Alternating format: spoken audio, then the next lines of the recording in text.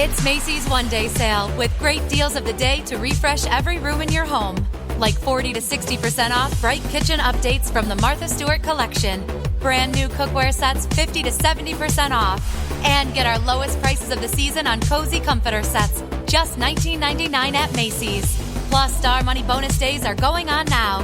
Details at Macys.com/starmoney. Savings off sale and clearance prices. Exclusions apply.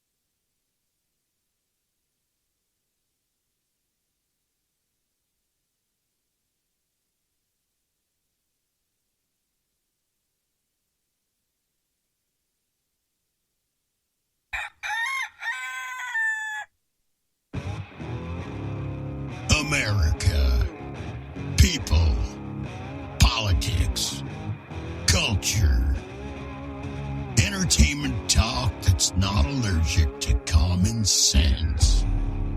Step into the rooster's coop, resurrecting American tradition, one issue at a time. Welcome to Unleashed Jeremy Hanson.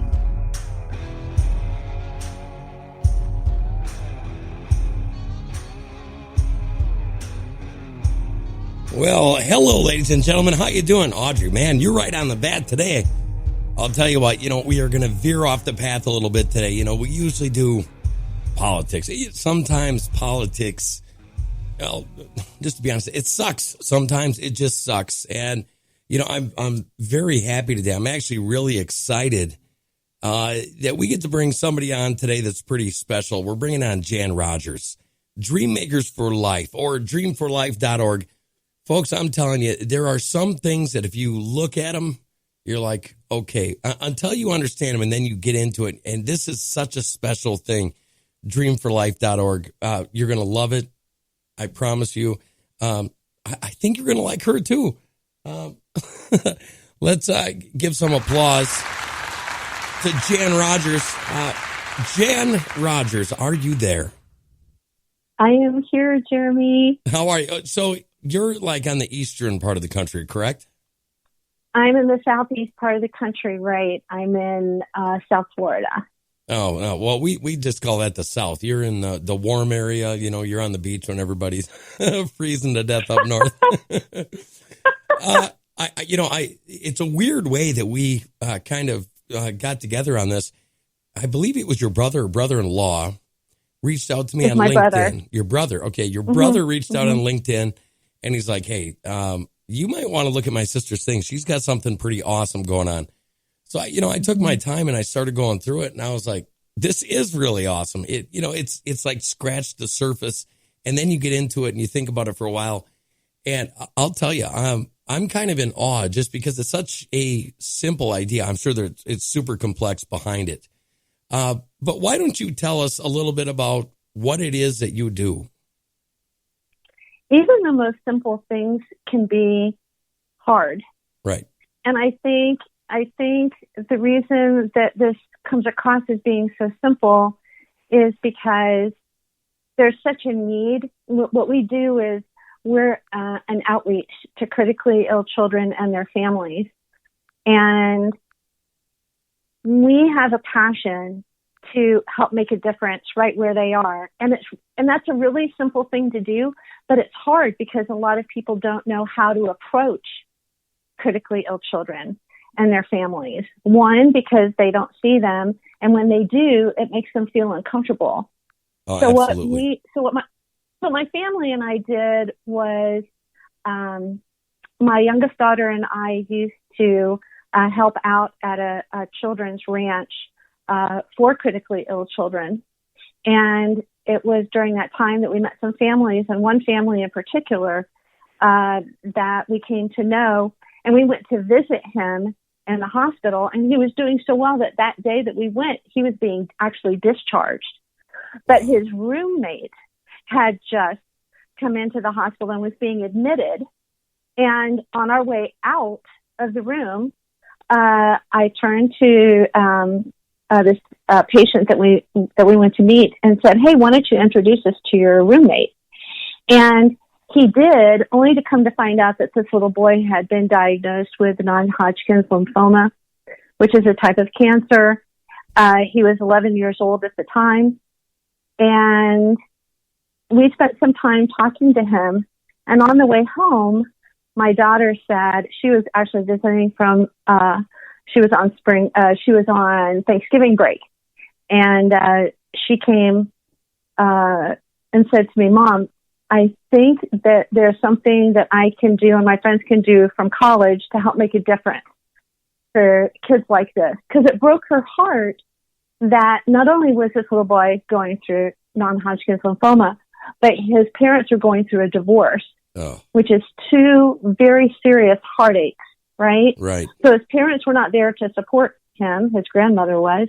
And my daughter knew the impact of a divorce, and she, as a child, and she couldn't imagine having that and the diagnosis as well. So getting back to the story, so on our way home from the children's hospital, she turned to me and she said, "You know what, Mom, these children have no dreams." And I said, "Then we'll be dream makers." And that's really how Dream Makers for Life got started.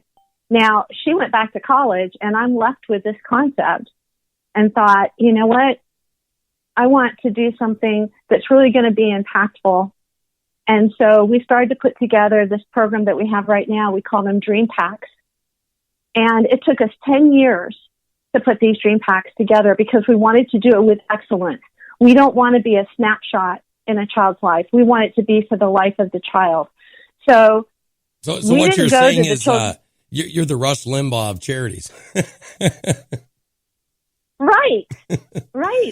You know, listen, Jeremy, there's a lot of great charities out there. We just want to be considered one of them. And I don't know if your listeners actually understand. You know, they might see a charity and think, "Oh, that's really great what they do," but they don't realize all the heart and the compassion and the sweat and the unknown that goes into creating something that is unknown. Right. Well, you know, there's so many good ones out there. You guys take a little bit different approach. I've always said great things about Ronald McDonald House. I've always said great things about Children's Miracle Network, the superhero group. They're awesome. And now I get to add another one. You know, I researched it. I looked through it. Man, I'll tell you, Jan Rogers and her daughter Lauren really came up with something here. And I think that it goes, you know, a lot further than the packs you put together. Because, you know, I thought about that. I'm going to be honest with you. I thought about it and I was like, okay, they're getting some, you know, some coloring stuff. I get that. And then I started really thinking about it and dissecting it. And what you just said, they have no hope. You know, they're an amputated spirit, an amputated soul. And what you're doing, this is my take on it. Tell me if I'm wrong, is you're using the power of hope, using their own imagination, and giving them, you know, planning and goal setting. But here's the thing, all of that encompassing purpose. It gives them purpose. It gives them something to live for, to strive for, and to be happy for. And I'll tell you, that's the real power behind what you're doing. Well, I'll tell you that when we finished the Dream Packs and they were in their raw state, and we had to raise the money in order to produce them, we decided that we would go to one of the local large children's hospitals here in South Florida and say, "Hey, we believe that we have an idea that could be a game changer for the kids that are in ICU. what do you think? Because what I didn't want to do was to go to all the expense and produce it, and then the hospitals say to us, nah, that's not really going to make as much of an impact as you think, because we didn't go to them first and say, hey, what do you think? We took the 10 years and put together what we thought would be helpful, and then we produced it to them. And so, much to my surprise, when we went to the Children's Hospital and I sat down and they said, we will only meet with you if you meet with all of our department heads, which is a scary thought, because I'm thinking something I've been working on for 10 years and I'm sharing it, not knowing what their response is going to be. Right. But as I'm sitting there with all of these professionals in the medical field and said, this is why we're doing this. This is what we believe could be the outcome from a child and their families using this. What do you think? Right. And the director went around the room and she asked every single department head, and they said, Jan, this is exactly what we've been waiting for, because it's not just about the child and their well-being. It's about the entire family. And that's what the Dream Packs do. So when we provide these to the children's hospitals through their child life department, they recognize that this is like a tsunami of hope that comes into a very dark place, because it gives the children and their families the ability to imagine right from where they are, that they can go anywhere that they want to go, do anything that they want to do, and be anything that they want to be. So the goal is for the children who survive their trauma, they will be ready to pursue their dreams. For the children that do not survive their trauma, they will leave the legacy of joy in pursuing their dreams.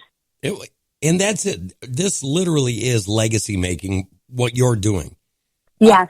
What are your goals? What are your goals with Dream Makers for Life? I mean, have you reached some of your goals? Obviously, if you've been doing it for 10 years, you've reached some of them. But what are your real goals? Honestly, Chairman, when we first started out, when we sat down to draw the blueprint for this, our goal was, how many critically ill children can we touch around the world? Wow. That was our mindset. We were dreaming big. We're like, why limit yourself? How can you put together a project to encourage children to dream big if you don't do it yourself?